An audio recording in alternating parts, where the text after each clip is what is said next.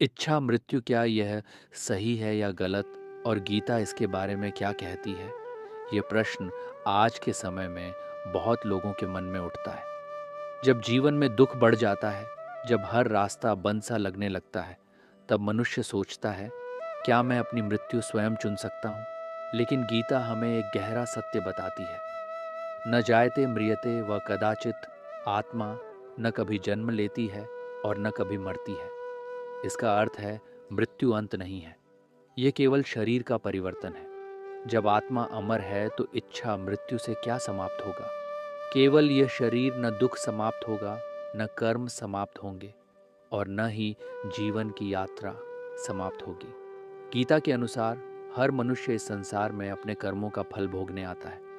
हर परिस्थिति, चाहे वह सुख हो या दुख, हमारे जीवन का एक महत्वपूर्ण हिस्सा है। यदि हम दुख से बचने के लिए जीवन को ही समाप्त कर दें, तो यह हमारे कर्मों से भागना होगा। महाभारत में अर्जुन भी दुख और भ्रम में पड़ गए थे। वे अपने कर्तव्य याद से पीछे हटना चाहते थे। तब श्री कृष्ण ने उन्हें समझाया कि जीवन में कठिनाइयों से भागना समाधान नहीं है, बल्कि उनका सामना करना ही सच्चा धर्म है। गीता यह भी कहती है कि मृत्यु के समय मनुष्य जिस भाव में रहता है, उसी के अनुसार उसकी अगली अवस्था निर्धारित होती है। इसलिए जीवन से भागना नहीं, बल्कि उसे समझना और स्वीकार करना ही सही मार्ग है। इच्छा मृत्यु समाधान नहीं है, समाधान है आत्मज्ञान, अपने कर्तव्य का पालन और ईश्वर में विश्वास। लेकिन कहानी यहीं खत्म नहीं होती। गीता हमें केवल जीवन का ही नहीं, बल्कि मृत्यु के बाद के सत्य का भी ज्ञान देती है। श्री कृष्ण कहते हैं, अंत समय में मनुष्य जिस भाव को स्मरण करता है, वही उसकी अगली अवस्था बन जाती है। इसका अर्थ है, मृत्यु के समय तुम्हारा मन जिस दिशा में होगा, तुम्हारी अगली यात्रा भी उसी दिशा में जाएगी।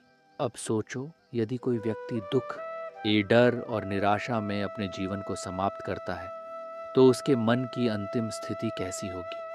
क्या वह शांति में होगा या अशांति में? गीता के अनुसार ऐसी अवस्था आत्मा को शांति नहीं देती, बल्कि उसे फिर से उसी चक्र में ले जाती है।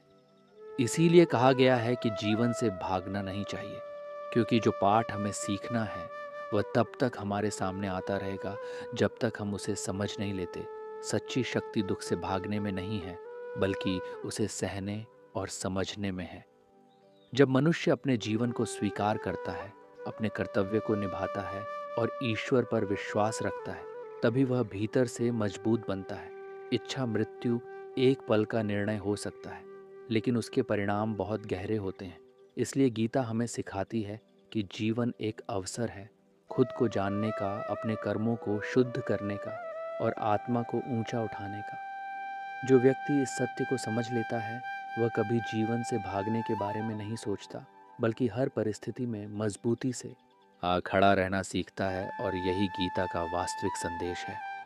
आजकल सोशल मीडिया पर एक नाम बहुत तेजी से वायरल हो रहा है।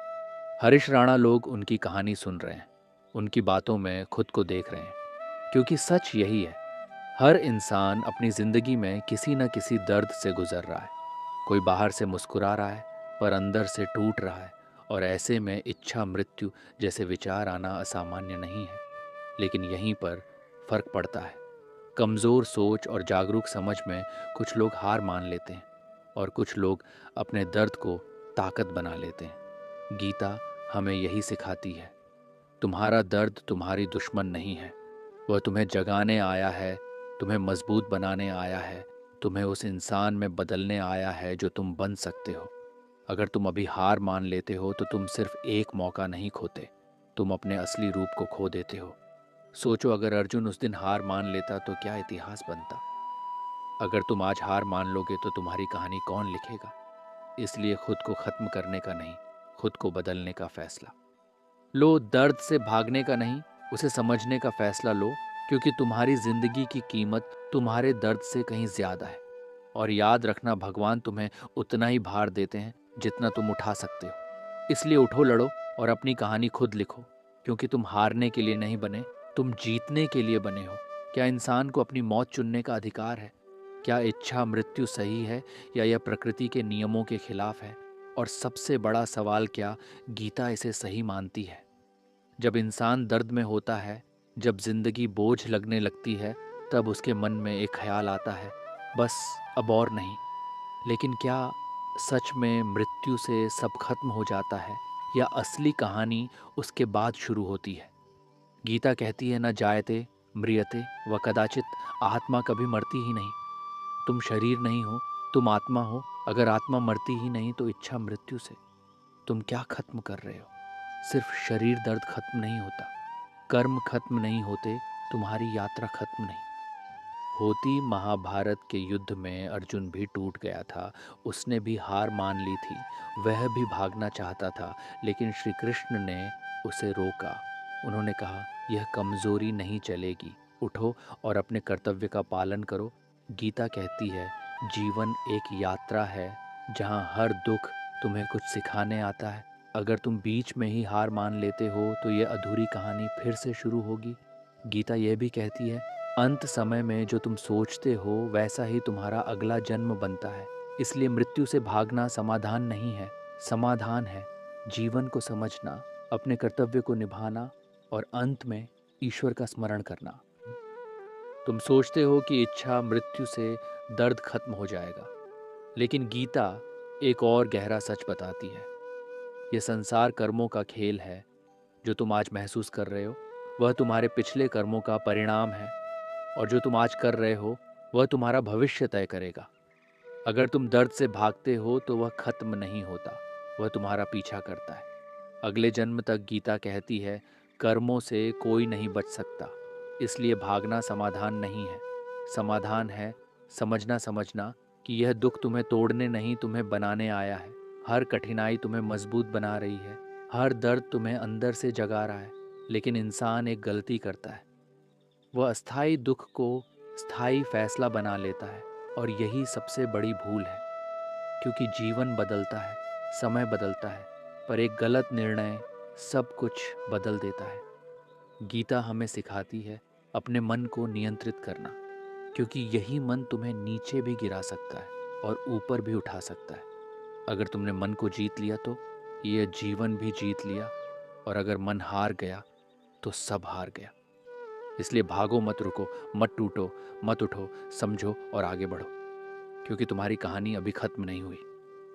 ये तो बस शुरुआत है। और अगर आज भी तुम्हें लगता है कि सब खत्म हो चुका है, तो एक बात याद रखना, अभी तुम्हारी कहानी खत्म नहीं हुई है।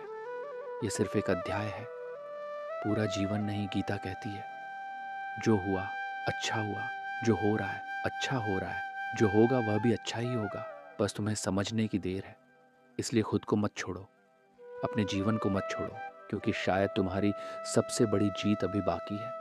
और अगर तुम यहाँ तक वीडियो देख रहे हो तो इसका मतलब है तुम हार मानने वालों में से नहीं हो।